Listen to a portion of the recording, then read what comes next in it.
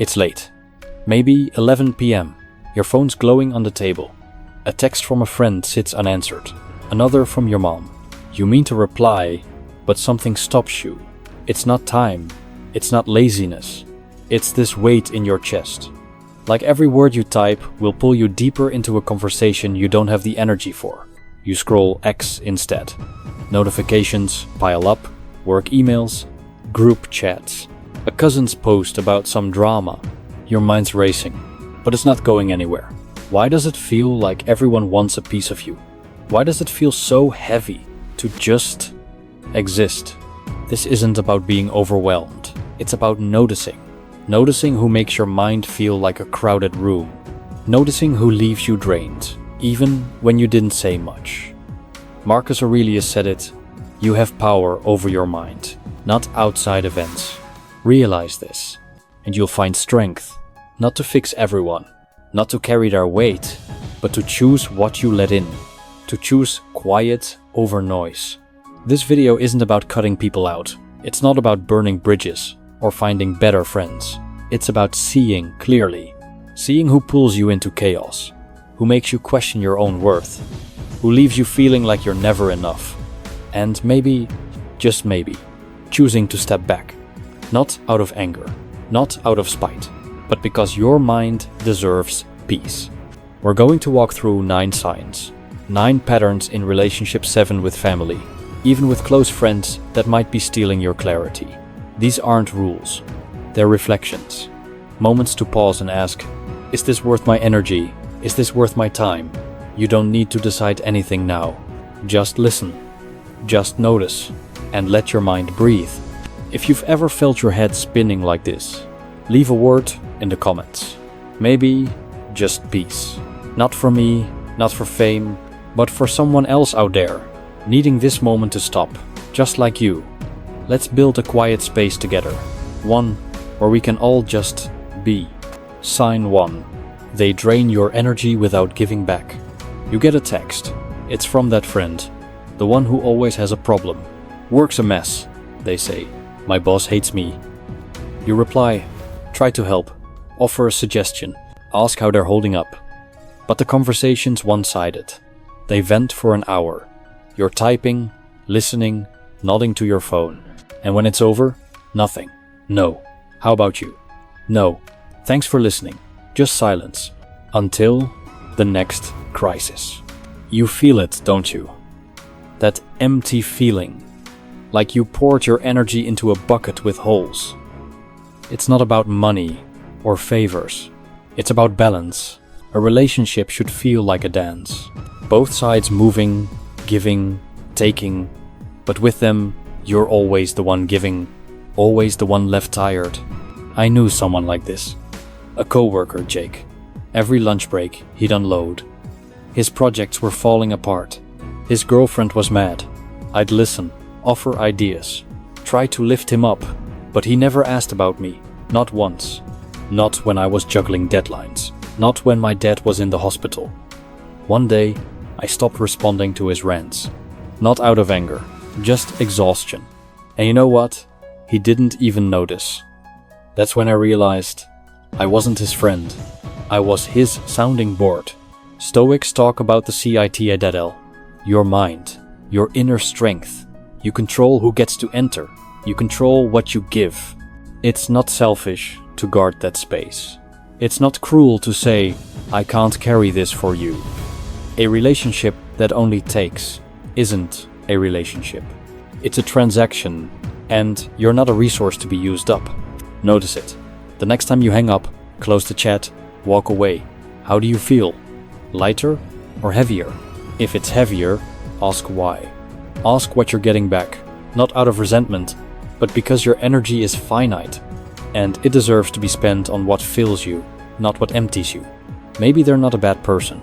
Maybe they're just not your person, and that's okay. Sign 2. They thrive on conflict. It's a family dinner. Everyone's laughing, passing plates.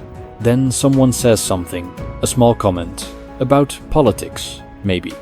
Or a choice you made, and before you know it, it's a battle. Voices get louder, faces get tight. Your uncle's pointing, demanding you agree with him. It's not about the topic anymore. It's about winning. And you're stuck in the middle, heart racing, wondering how it got here. Some people live for this. They turn every moment into a fight. A disagreement about dinner plans becomes a war. A casual chat about work becomes a debate. They don't just argue, they thrive on it. And they pull you in, make you pick a side, make you feel like you're failing if you don't. I had a cousin like this. Mark. Every holiday, he'd find something to clash over. One year, it was about my job. I just switched careers, taken a risk. He didn't ask why, didn't care about my reasons. He just tore into me. You're throwing away stability. You'll regret this. Everyone at the table got quiet. I tried to explain, but he kept pushing. It wasn't about understanding. It was about him being right. I left that night feeling small, like I'd lost something. Stoics say you can't control what others do. You can't stop their anger, their need to win. But you can control your reaction. You can choose silence. Not because you're weak, but because you're strong enough to walk away from a fight that doesn't matter. Conflict feeds on your energy. It thrives on your response. Starve it. Let it die in the quiet. Next time you're pulled into their chaos, pause. Feel your pulse. Feel the urge to argue back. And ask, is this worth my peace? If every talk feels like a fight, why are you still stepping into the ring? You don't need to prove yourself. You don't need to win. You just need to be free. Free to breathe. Free to let them shout into the void. Sign 3.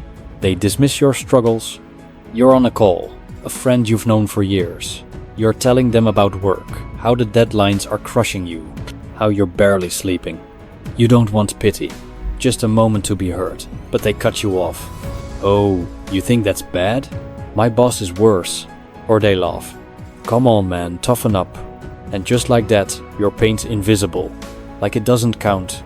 It's not that they're cruel. They just don't see you. Your struggles are a footnote. Their problems are the headline. You try to share again, but it's the same. They pivot. They one up. They move on. And you're left feeling like your worries are too small to matter. I had a friend, Chris. We'd grab coffee sometimes. One day, I opened up. Told him I was burned out, juggling freelance gigs, barely keeping up. He nodded, sipped his drink, then launched into his own story. How his startup was tanking, how he was the real victim. I waited for him to circle back, to ask about me. He didn't. I walked home feeling heavier than when I arrived, like I'd been erased. Stoics remind us, you can't force empathy.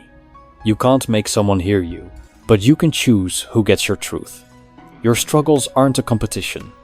They're real, they're yours, and they deserve space. Not everyone can hold that space. Not everyone wants to. That's not your fault, but it's your choice to keep sharing with them. Notice it next time. When you open up, do they listen? Do they see you, or do they turn it back to themselves? If your pain feels like a burden to them, maybe they're not ready to be in your world. You don't need their validation. You just need to protect your own voice. Let it be heard by those who care enough to listen. Sign 4. They push their beliefs on you. You're at a bar, catching up with a colleague. The conversation's light at first. Work, weekend plans. Then they lean in, start preaching about their diet, their politics, their truth. You nod, try to steer things back. But they keep going. You need to think like this. You're wrong if you don't. It's not a chat anymore. It's a lecture. And you feel trapped. Some people don't just have beliefs. They weaponize them. They don't want dialogue. They want agreement. Your thoughts? Your values? They don't care. To them, you're either with them or you're lost. Every talk becomes a mission to convert you. And it's exhausting. I had a friend, Sarah. She was into this lifestyle thing. Minimalism, veganism, all of it. I respected it. It worked for her. But every time we hung out, she'd push. You're wasting your life with that job. You need to declutter your mind. I'd explain my choices, but she'd double down. Like my way of living was a flaw she had to fix. It wasn't about connection. It was about control. Stoics say your mind is your own. No one gets to colonize it. Not with their politics, not with their religion, not with their better way of life. You don't owe anyone agreement. You don't owe them a debate. You owe yourself freedom. Freedom to think, to question, to be you. Next time they start preaching, notice how it feels. Does it spark curiosity? Or does it feel like a cage? If every talk is a battle for your beliefs, maybe it's time to step back.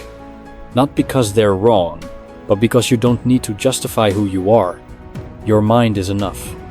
Let it stay yours. Sign 5. They no longer fit your path. You're at a coffee shop, meeting an old friend, someone you used to talk to for hours. Back in college, you were inseparable. Same dreams, same jokes. But now, the conversation's off. You're asking polite questions. How's work? Still in the old place? They answer, but it's flat. Like you're both reading a script. You care about them, but it feels like you're talking to a memory. Life changes you. Your goals shift. Your values evolve. And sometimes, the people who used to fit perfectly don't anymore. It's not their fault. It's not yours. It's just time. You're on different paths, and forcing the connection feels like wearing a shirt that's too tight. I had a friend like this, Mike. We were tight in high school, spent weekends gaming, planning our futures. But after college, things shifted. I moved to the city, chased a career. He stayed back, kept things simple. Last time we met, it was strange. He talked about the old days. I talked about my new projects. Neither of us really got it. We hugged, promised to meet again, but we haven't.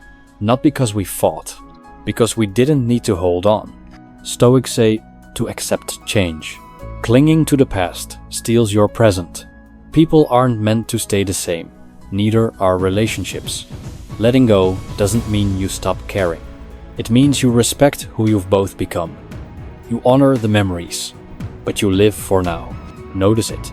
When you're with them, does it feel like home or like you're visiting a place you used to know? If it's the second, maybe it's okay to let go. Not with anger, not with guilt, just with a quiet nod. To them, to yourself, to the life you're building now. Sign 6. They unload without caring. Your phone buzzes. It's them again. That friend who only calls when they're falling apart. I'm so stressed, they say. Everything's a mess. You listen, you always do. You offer comfort, advice. Try to pull them out of the dark. But they don't ask about you. Not about the fight you had with your boss. Not about the sleepless nights.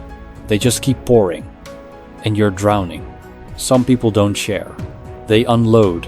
Their pain, their anger, their chaos. They don't want solutions. They don't want connection. They just want a place to dump it all. And you're it, their emotional landfill. Every call, every text leaves you heavier, like you're carrying their weight and yours. I knew someone like this. A colleague, Emily. She texts me after work. Long rants about her manager, her roommate, her life. I'd spent hours replying, trying to help. But she never asked about me. Not even when I mentioned my mom was sick. One night, she called while I was at the hospital. I picked up, thinking she'd heard. She hadn't. Just another rant. I hung up, feeling used. Stoics talk about boundaries. Your mind isn't a public square. You're not obligated to carry everyone's pain. Listening is kind.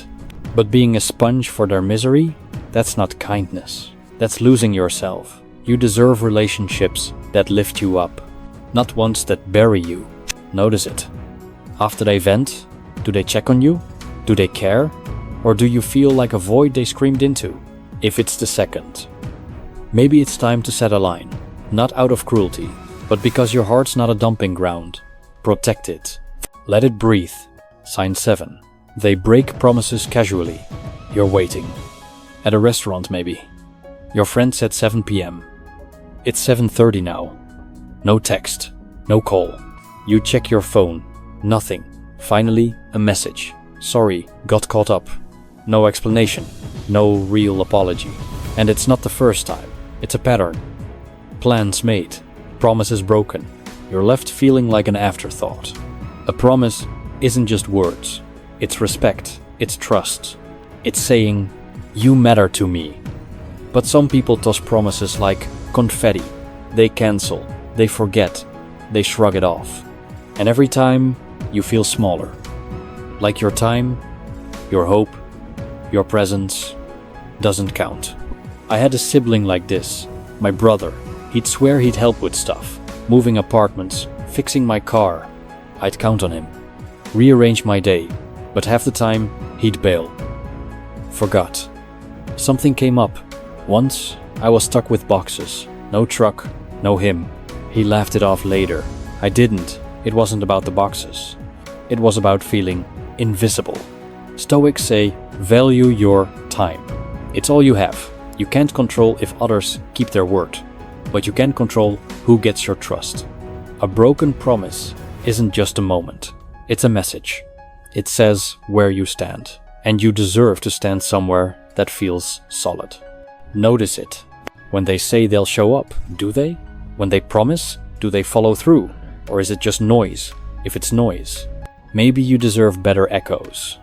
Not because you're mad, but because your time is yours. Spend it with those who show up. Sign 8. They're stuck in a loop, you're on a call. It's the same friend, same story. My job's killing me, they say. I can't do this anymore. You've heard it before. Last week, last month. You listen, offer ideas. Maybe talk to your boss. Maybe look for something else. They nod, say they'll try. But they don't. Next call. Same complaint, same excuses. You're trapped in their circle. Some people don't want change. They want comfort. They lean on you, not to grow, but to stay stuck. Their worries are a loop. And every time you listen, you're pulled in, running the same track, going nowhere. It's not just tiring. It's heavy, like you're carrying their stagnation. I had a coworker like this, Tom.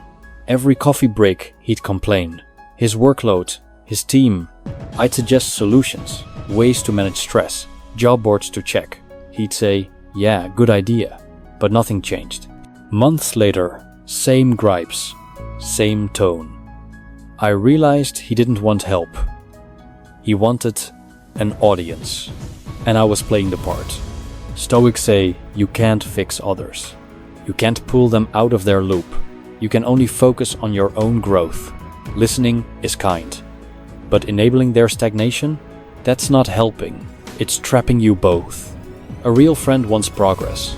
For them, for you. Notice it. When they complain, do they act? Do they try? Or do they just keep spinning? If they're running in circles, you don't have to join the race. Step back.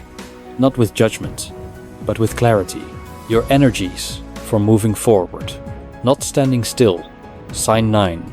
They live in the past. You're at a reunion. Old friends, old stories. One guy's talking, always the same tales. That big deal he closed years ago. That trip he took in college.